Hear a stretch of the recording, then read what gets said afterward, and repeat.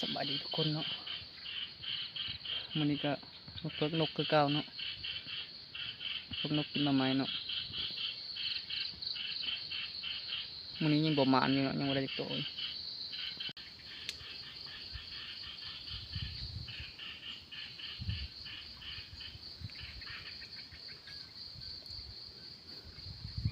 กำลังเก็บยิงเนาะตัวนี้เนาะนกปลิว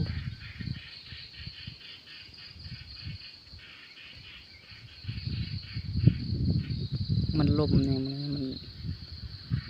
ยิงบ่อยากถึงเนาะ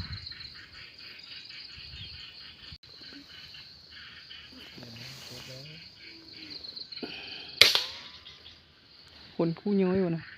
มันมีตายโอ้มันมีตายเลยนะคนคู่ย้อยเนาะพี่น้องจะบ่ตายครับ